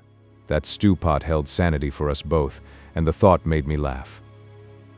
He came over slowly and took the provision sack from the tree, fumbling in its mysterious depths, and then emptying the entire contents upon the ground sheet at his feet. "Hurry up," I cried. "It's boiling." The Swede burst out into a roar of laughter that startled me. It was forced laughter, not artificial exactly, but mirthless. "There's nothing here," he shouted, holding his sides. "Bread, I mean. It's gone. There is no bread. They've taken it." I dropped the long spoon and ran up. Everything the sack had contained lay upon the ground sheet, but there was no loaf. The whole dead weight of my growing fear fell upon me and shook me. Then I burst out laughing too. It was the only thing to do, and the sound of my laughter also made me understand his. The stain of psychical pressure caused it, this explosion of unnatural laughter in both of us. It was an effort of repressed forces to seek relief. It was a temporary safety valve. And with both of us it ceased quite suddenly. "How criminally stupid of me," I cried, still determined to be consistent and find an explanation. "I clean forgot to buy a loaf at Pressburg. That chattering woman put everything out of my head, and I must have left it lying on the counter, or—" "The oatmeal, too, is much less than it was this morning," the Swede interrupted. Why in the world need he draw attention to it? I thought angrily. "There's enough for tomorrow," I said, stirring vigorously, "and we can get lots more at Comorn or Gran. In 24 hours we shall be miles from here." "I hope so, to God," he muttered, putting the things back into the sack. "Unless we're claimed first as victims for the sacrifice," he added with a foolish laugh. He dragged the sack into the tent, for safety's sake, I suppose, and I heard him mumbling to himself, but so indistinctly that it seemed quite natural for me to ignore his words. Our meal was beyond question a gloomy one, and we ate it almost in silence, avoiding one another's eyes and keeping the fire bright. Then we washed up and prepared for the night, and, once smoking, our minds unoccupied with any definite duties, the apprehension I had felt all day long became more and more acute. It was not then active fear, I think, but the very vagueness of its origin distressed me far more than if I had been able to tick it and face it squarely. The curious sound I have likened to the note of a gong became now almost incessant, and filled the stillness of the night with a faint, continuous ringing rather than a series of distinct notes. At one time it was behind, and at another time in front of us. Sometimes I fancied it came from the bushes on our left, and then again from the clumps on our right. More often it hovered directly overhead like the whirring of wings. It was really everywhere at once, behind, in front, at our sides and over our heads, completely surrounding us. The sound really defies description. But nothing within my knowledge is like that ceaseless muffled humming rising off the deserted world of swamps and willows. We sat smoking in comparative silence, the strain growing every minute greater. The worst feature of the situation seemed to me that we did not know what to expect, and could therefore make no sort of preparation by way of defense. We could anticipate nothing. My explanations made in the sunshine, moreover, now came to haunt me with their foolish and wholly unsatisfactory nature, and it was more and more clear to us that some kind of plain talk with my companion was inevitable, whether I liked it or not. After all, we had to spend the night together, and to sleep in the same tent side by side. I saw that I could not get along much longer without the support of his mind, and for that, of course, plain talk was imperative. As long as possible, however, I postponed this little climax, and tried to ignore or laugh at the occasional sentences he flung into the emptiness. Some of these sentences, moreover, were confoundedly disquieting to me, coming as they did to corroborate much that I felt myself, corroboration, too, which made it so much more convincing from a totally different point of view. He composed such curious sentences and hurled them at me in such an inconsequential sort of way, as though his main line of thought was secret to himself, and these fragments were mere bits he found it impossible to digest. He got rid of them by uttering them. Speech relieved him. It was like being sick. There are things about us, I'm sure, that make for disorder, disintegration, destruction, our destruction, he said once, while the fire blazed between us. We've strayed out of a safe line somewhere. And, another time, when the gong sounds had come nearer, ringing much louder than before, and directly over our heads, he said as though talking to himself, "I don't think a gramophone would show any record of that. The sound doesn't come to me by the ears at all. The vibrations reach me in another manner altogether, and seem to be within me, which is precisely how a fourth-dimensional sound might be supposed to make itself heard." I purposely made no reply to this, but I sat up a little closer to the fire and peered about me into the darkness. The clouds were massed all over the sky, and no trace of moonlight came through. Very still, too, everything was, so that the river and the frogs had things all their own way. "It has that about it," he went on, "which is utterly out of common experience. It is unknown. Only one thing describes it really. It is a non-human sound. I mean a sound outside humanity." Having rid himself of this indigestible morsel, he lay quiet for a time, but he had so admirably expressed my own feeling that it was a relief to have the thought out, and to have confined it by the limitation of words from dangerous wandering to and fro in the mind. The solitude of that Danube camping place, can I ever forget it? The feeling of being utterly alone on an empty planet. My thoughts ran incessantly upon cities and the haunts of men. I would have given my soul, as the saying is, for the feel of those Bavarian villages we had passed through by the score, for the normal human commonplaces, peasants drinking beer, tables beneath the trees, hot sunshine, and a ruined castle on the rocks behind the red-roofed church. Even the tourists would have been welcome. Yet what I felt of dread was no ordinary ghostly fear. It was infinitely greater, stranger, and seemed to arise from some dim ancestral sense of terror more profoundly disturbing than anything I had known or dreamed of. We had strayed, as the Swede put it, into some region or some set of conditions where the risks were great, yet unintelligible to us, where the frontiers of some unknown world lay close about us. It was a spot held by the dwellers in some outer space, a sort of peephole whence they could spy upon the earth, themselves unseen, a point where the veil between had worn a little thin. As the final result of too long a sojourn here, we should be carried over the border and deprived of what we called our lives, yet by mental, not physical, processes. In that sense, as he said, we should be the victims of our adventure, a sacrifice. It took us in different fashion, each according to the measure of his sensitiveness and powers of resistance. I translated it vaguely into a personification of the mightily disturbed elements, investing them with the horror of a deliberate and malefic purpose, resentful of our audacious intrusion into their breeding place, whereas my friend threw it into the unoriginal form at first of a trespass on some ancient shrine, some place where the old gods still held sway, where the emotional forces of former worshippers still clung, and the ancestral portion of him yielded to the old pagan spell. At any rate, here was a place unpolluted by men, kept clean by the winds from coarsening human influences, a place where spiritual agencies were within reach and aggressive. Never, before or since, have I been so attacked by indescribable suggestions of a beyond region, of another scheme of life, another revolution not parallel to the human. And in the end our minds would succumb under the weight of the awful spell, and we should be drawn across the frontier into their world. Small things testified to the amazing influence of the place, and now in the silence round the fire they allowed themselves to be noted by the mind. The very atmosphere had proved itself a magnifying medium to distort every indication. The otter rolling in the current, the hurrying boatmen making signs, the shifting willows, one and all had been robbed of its natural character, and revealed in something of its other aspect, as it existed across the border to that other region. And this changed aspect I felt was now not merely to me, but to the race. The whole experience whose verge we touched was unknown to humanity at all. It was a new order of experience, and in the true sense of the word unearthly. It's the deliberate, calculating purpose that reduces one's courage to zero. the Swede said suddenly, as if he had been actually following my thoughts. Otherwise, imagination might count for much. But the paddle, the canoe, the lessening food. "Haven't I explained all that once?" I interrupted viciously. "You have," he answered dryly. "You have indeed." He made other remarks too, as usual, about what he called the plain determination to provide a victim, but having now arranged my thoughts better, I recognized that this was simply the cry of his frightened soul against the knowledge that he was being attacked in a vital part, and that he would be somehow taken or destroyed. The situation called for a courage and calmness of reasoning that neither of us could compass, and I have never before been so clearly conscious of two persons in me, the one that explained everything, and the other that laughed at such foolish explanations, yet was horribly afraid.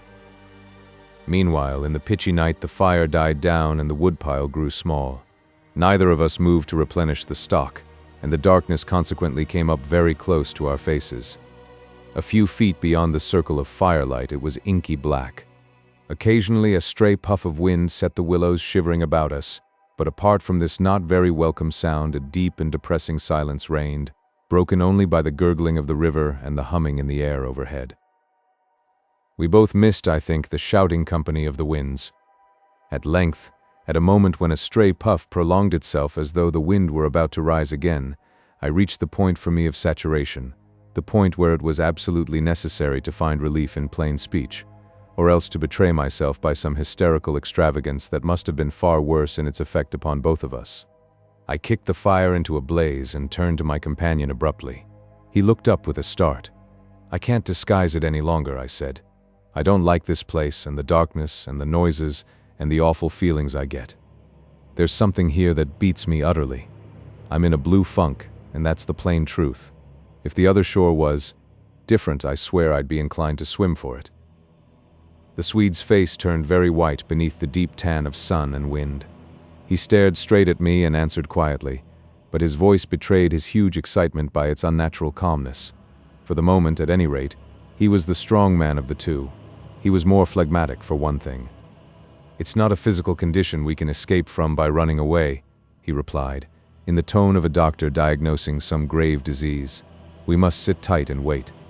There are forces close here that could kill a herd of elephants in a second as easily as you or I could squash a fly. Our only chance is to keep perfectly still. Our insignificance perhaps may save us." I put a dozen questions into my expression of face, but found no words. It was precisely like listening to an accurate description of a disease whose symptoms had puzzled me. "I mean that so far, although aware of our disturbing presence, they have not found us, not located us, as the Americans say," he went on. "They're blundering about like men hunting for a leak of gas. The paddle and canoe and provisions prove that. I think they feel us, but cannot actually see us. We must keep our minds quiet. It's our minds they feel. We must control our thoughts, or it's all up with us." "Death, you mean?" I stammered, icy with the horror of his suggestion. "Worse by far," he said. "Death, according to one's belief, means either annihilation or release from the limitations of the senses, but it involves no change of character. You don't suddenly alter just because the body's gone. But this means a radical alteration, a complete change, a horrible loss of oneself by substitution, far worse than death, and not even annihilation. We happen to have camped in a spot where their region touches ours, where the veil between has worn thin horrors." He was using my very own phrase, my actual words, so that they are aware of our being in their neighborhood. "But who are aware?" I asked.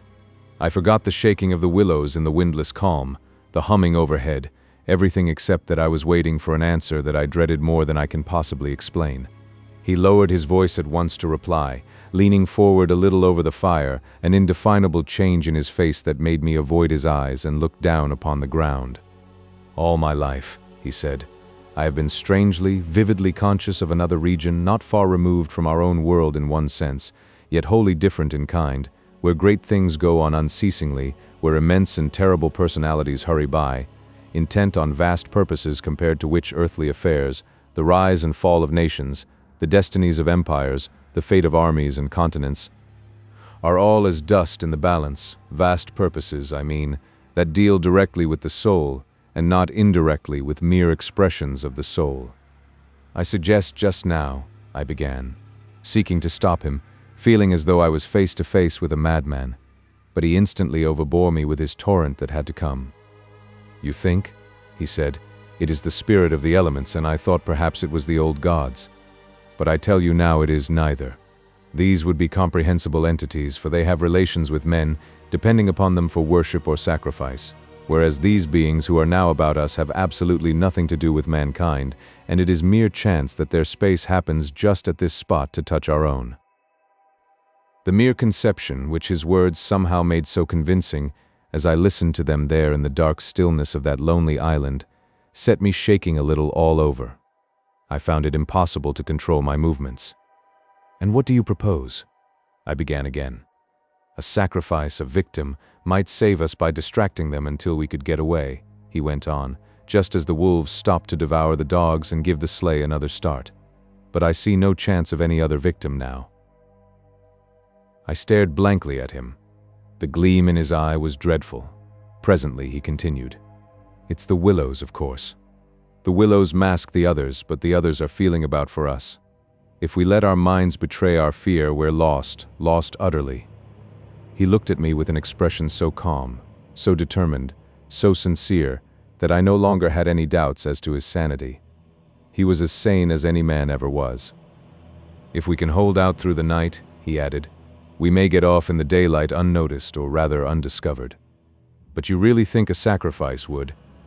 That gong-like humming came down very close over our heads as I spoke, but it was my friend's scared face that really stopped my mouth. "Hush," he whispered, holding up his hand. "Do not mention them more than you can help. Do not refer to them by name. To name is to reveal. It is the inevitable clue, and our only hope lies in ignoring them, in order that they may ignore us." "Even in thought?" He was extraordinarily agitated. "Especially in thought. Our thoughts make spirals in their world. We must keep them out of our minds at all costs if possible." I raked the fire together to prevent the darkness having everything its own way. I never longed for the sun as I longed for it then in the awful blackness of that summer night. "Were you awake all last night?" he went on suddenly. "I slept badly a little after dawn," I replied evasively, trying to follow his instructions, which I knew instinctively were true, but the wind, of course. "I know, but the wind won't account for all the noises." "Then you heard it too?" "The multiplying countless little footsteps I heard," he said, adding, after a moment's hesitation, "and that other sound." "You mean above the tent and the pressing down upon us of something tremendous, gigantic?" He nodded significantly. "It was like the beginning of a sort of inner suffocation?" I said.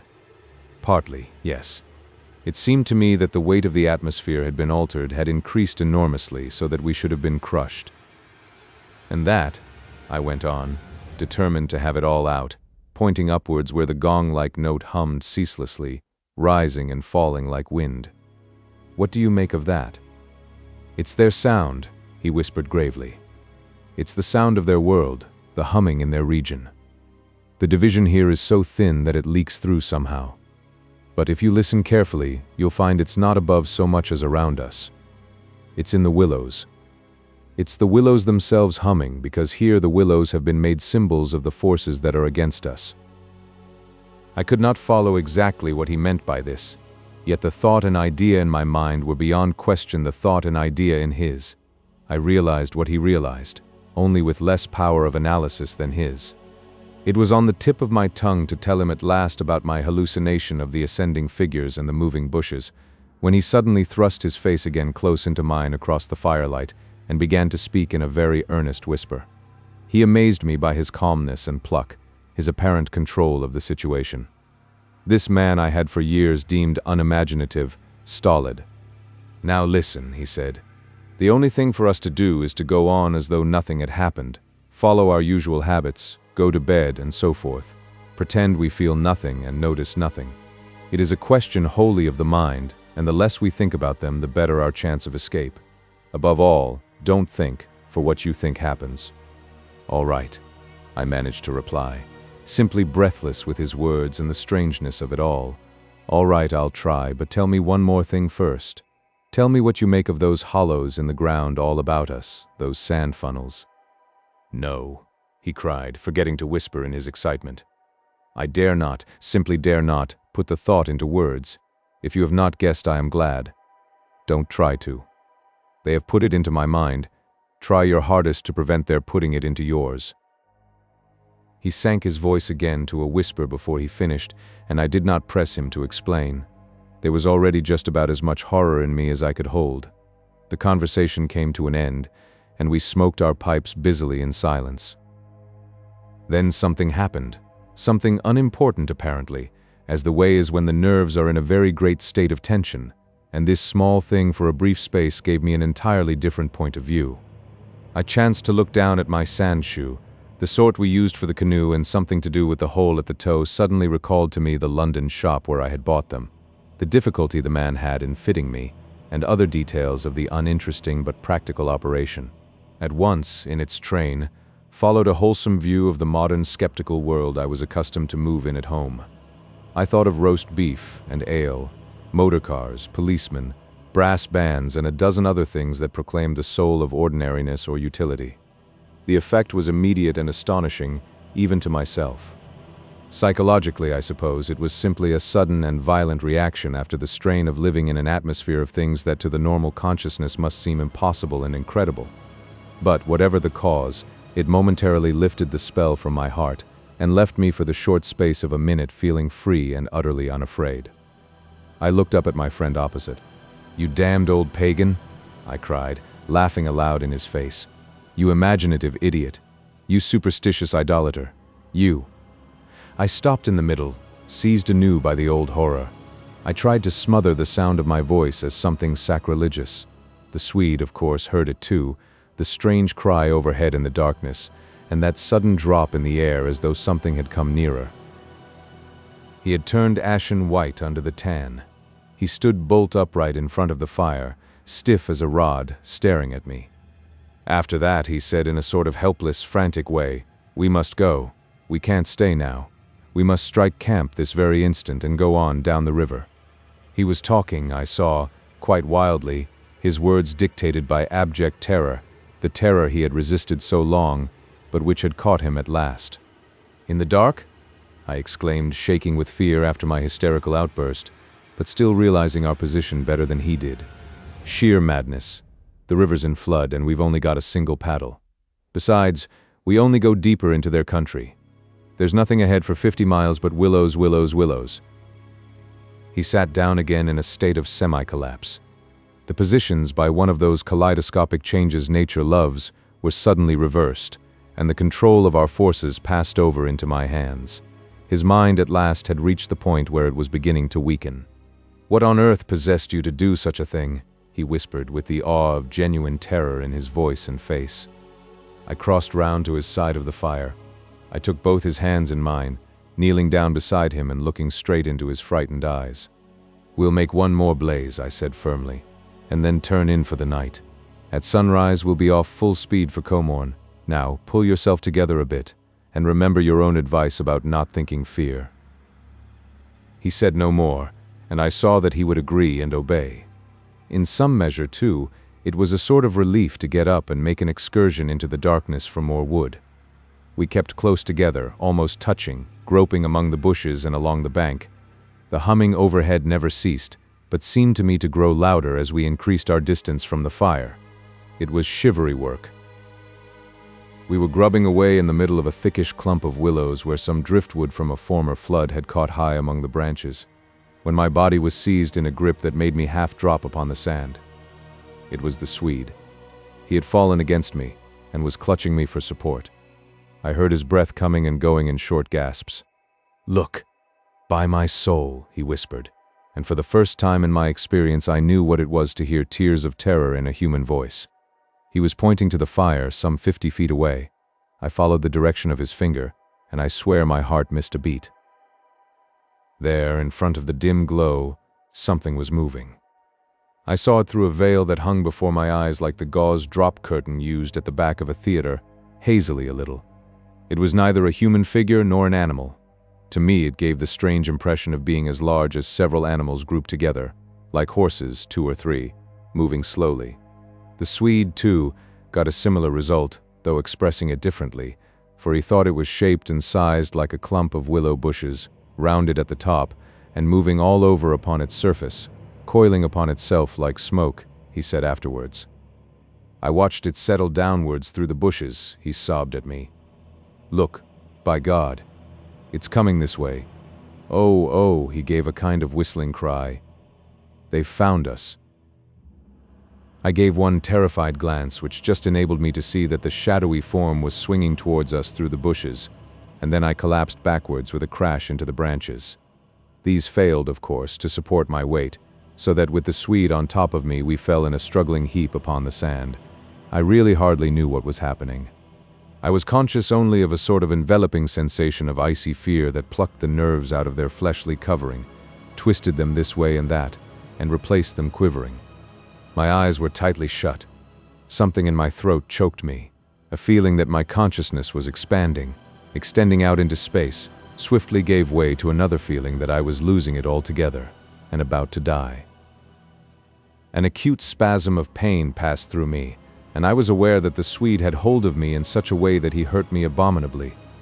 It was the way he caught at me in falling. But it was the pain, he declared afterwards, that saved me. It caused me to forget them and think of something else at the very instant when they were about to find me. It concealed my mind from them at the moment of discovery, yet just in time to evade their terrible seizing of me. He himself, he says, actually swooned at the same moment, and that was what saved him.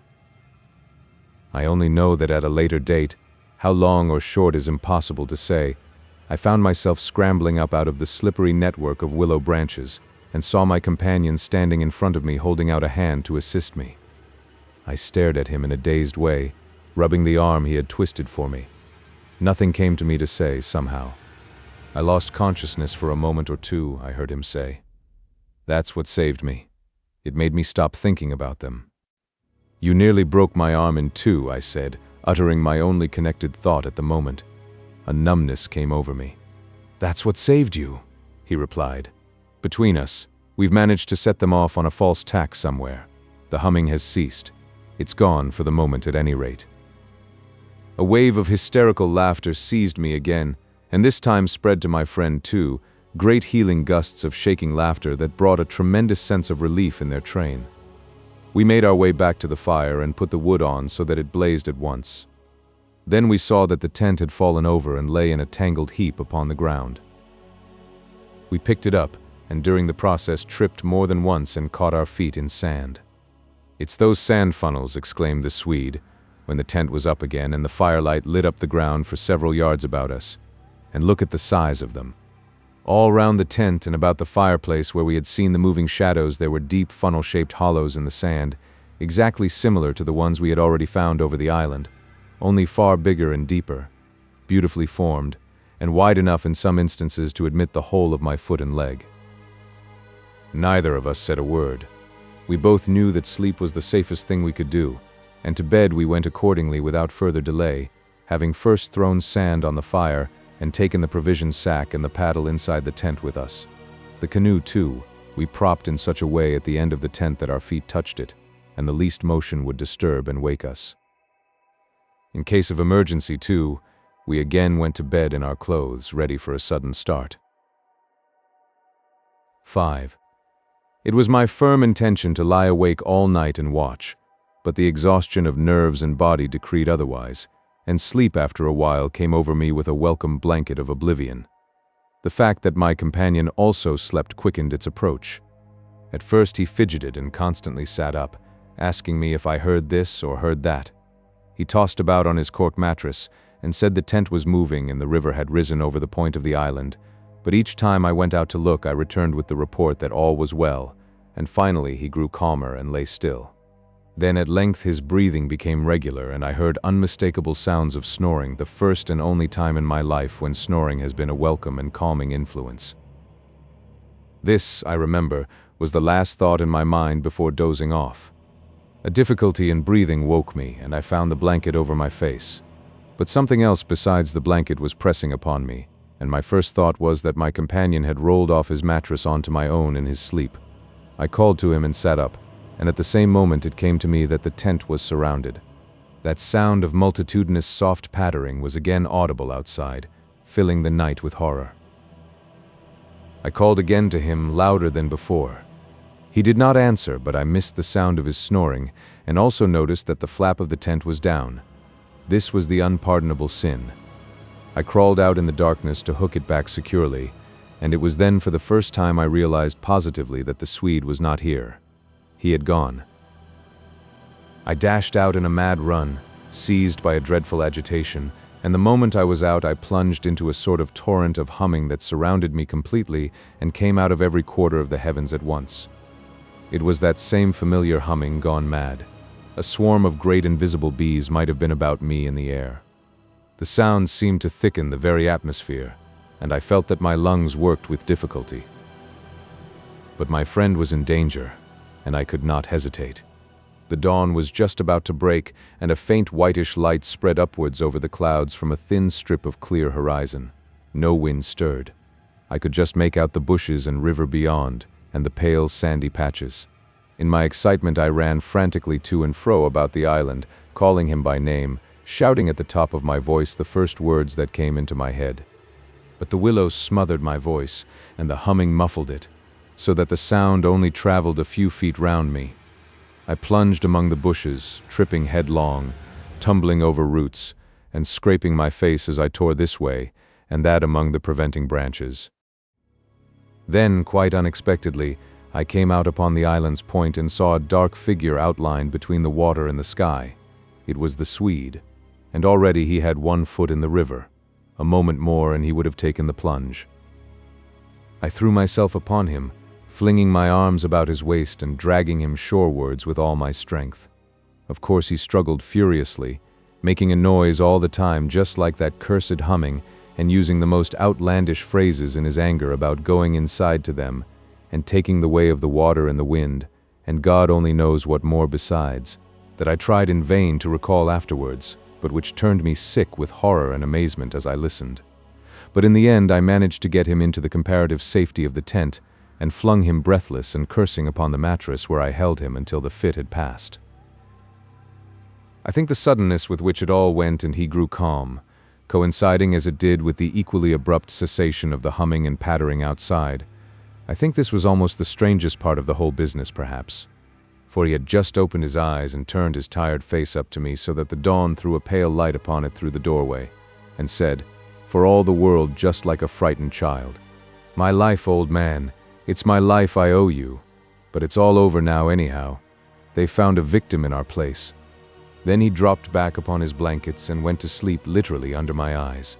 He simply collapsed and began to snore again as healthily as though nothing had happened, and he had never tried to offer his own life as a sacrifice by drowning.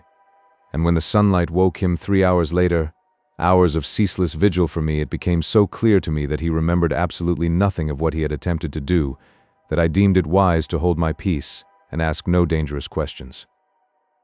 He woke naturally and easily, as I have said, when the sun was already high in a windless hot sky, and he at once got up and set about the preparation of the fire for breakfast. I followed him anxiously at bathing, but he did not attempt to plunge in, merely dipping his head and making some remark about the extra coldness of the water.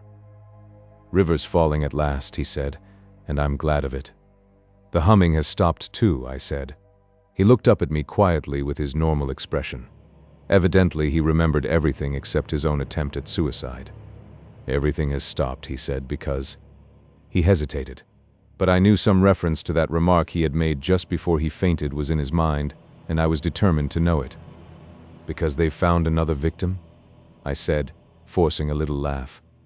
"Exactly," he answered. "Exactly. I feel as positive of it as though I feel quite safe again, I mean," he finished. He began to look curiously about him. The sunlight lay in hot patches on the sand. There was no wind. The willows were motionless. He slowly rose to feet. "Come," he said. "I think if we look, we shall find it." He started off on a run, and I followed him. He kept to the banks, poking with a stick among the sandy bays and caves and little backwaters, myself always close on his heels. "Ah!" he exclaimed presently. "Ah!" The tone of his voice somehow brought back to me a vivid sense of the horror of the last 24 hours, and I hurried up to join him. He was pointing with his stick at a large black object that lay half in the water and half on the sand. It appeared to be caught by some twisted willow roots, so that the river could not sweep it away. A few hours before the spot must have been underwater. "See," he said quietly, "the victim that made our escape possible." And when I peered across his shoulder, I saw that his stick rested on the body of a man. He turned it over. It was the corpse of a peasant, and the face was hidden in the sand. Clearly the man had been drowned but a few hours before, and his body must have been swept down upon our island somewhere about the hour of the dawn, at the very time the fit had passed. "We must give it a decent burial, you know." "I suppose so," I replied. I shuddered a little in spite of myself, for there was something about the appearance of that poor drowned man that turned me cold. The Swede glanced up sharply at me, an undecipherable expression on his face, and began clambering down the bank. I followed him more leisurely. The current, I noticed, had torn away much of the clothing from the body, so that the neck and part of the chest lay bare. Halfway down the bank, my companion suddenly stopped and held up his hand in warning, but either my foot slipped or I had gained too much momentum to bring myself quickly to a halt, for I bumped into him and sent him forward with a sort of leap to save himself. We tumbled together onto the hard sand so that our feet splashed into the water. And, before anything could be done, we had collided a little heavily against the corpse.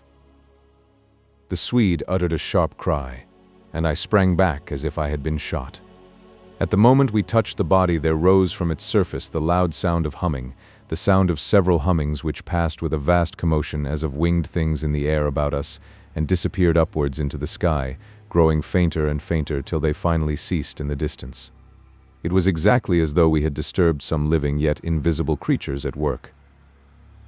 My companion clutched me, and I think I clutched him, but before either of us had time properly to recover from the unexpected shock, we saw that a movement of the current was turning the corpse round so that it became released from the grip of the willow roots.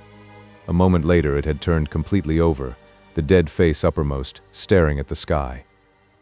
It lay on the edge of the main stream. In another moment it would be swept away.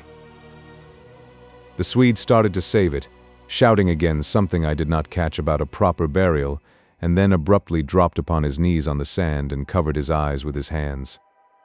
I was beside him in an instant. I saw what he had seen.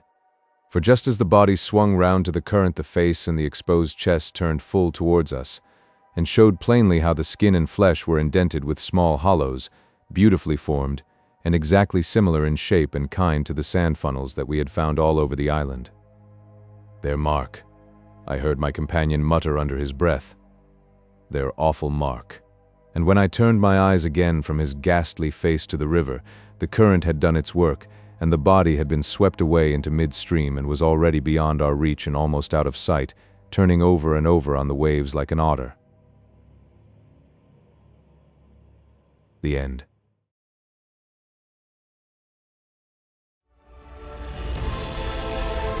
A whole galaxy to go.